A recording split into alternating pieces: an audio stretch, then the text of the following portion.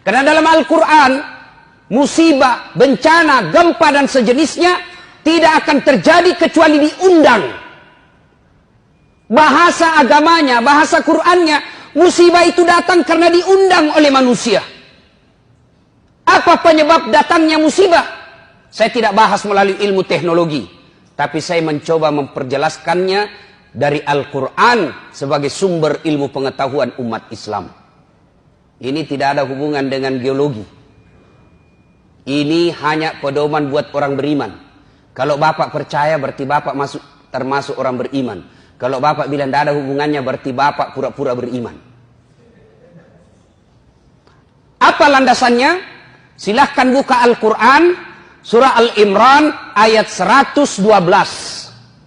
Setidaknya dalam Al-Quran itu didapati informasi ada 4 penyebab datangnya musibah yang menyebabkan sebab datang bencana alam ini.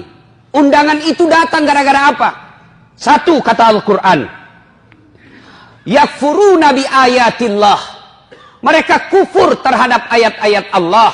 Mereka dustakan ayat-ayat Allah.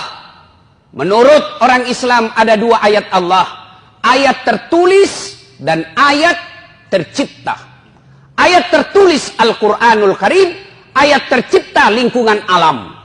Bagaimana sikap manusia khususnya bangsa Indonesia terhadap ayat-ayat Allah? Coba ngaku beriman.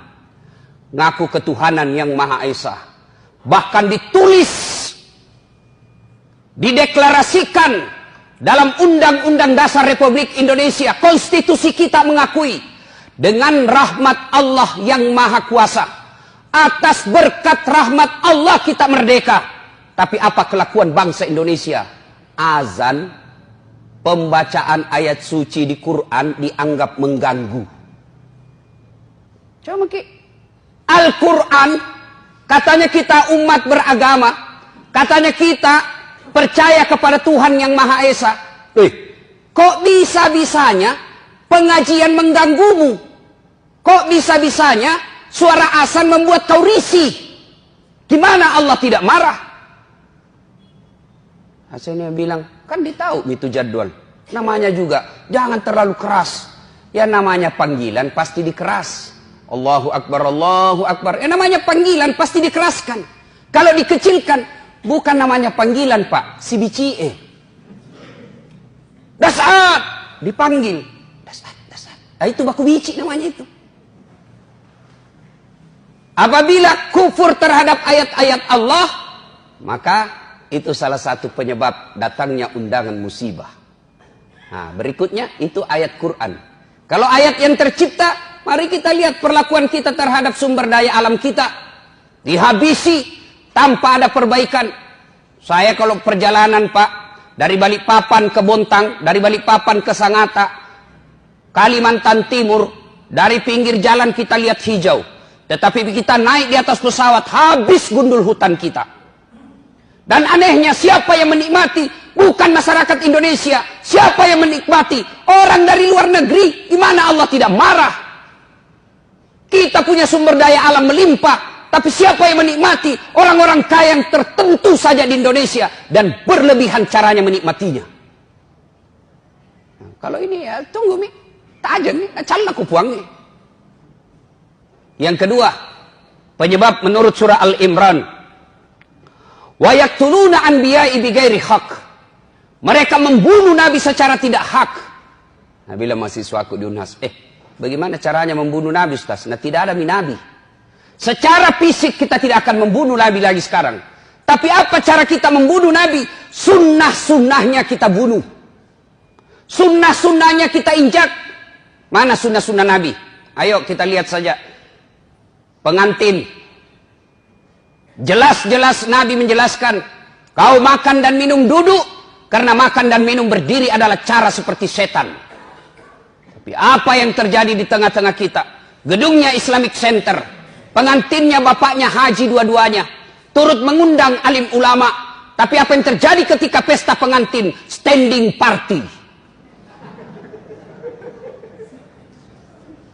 Dan kita bangga dengan itu. Pantas sunnah-sunnah Nabi kita injak-injak. Masih berkaitan dengan pengantin. Ini riolo ugie, mangka sae, masiri kiko anak tak si rane. Malu kita kalau anak kita belum menikah sama laki-laki. Tapi apa lihat Pak, tinggi sekolahnya bapaknya, profesor doktor bapaknya, tokoh masyarakat bapaknya. Kita lihat undangan pengantinnya, belum ijab kabul anaknya sudah baku peluk fotonya di undangannya. Jangan dilihat Pak. Yang mengundang tinggi sekolahnya, tokoh masyarakat, disegani, terpopuler di suatu kampung. Tapi lihat undangan pengantinnya anaknya, belum pi ijab kabul sudah baku peluk. Dikasih bodoh-bodoh sama fotografer. Ya, maju-maju kok sedikit.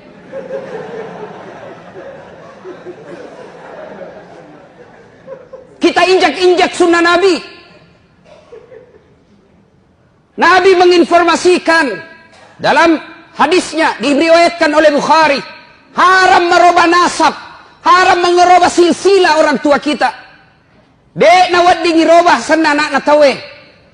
Tapi apa yang terjadi? Kita sok barat-barat. Sudah menikah, istri tak langsung siapa namanya di belakangnya, istri tak suaminya. Siapa ngajar gitu?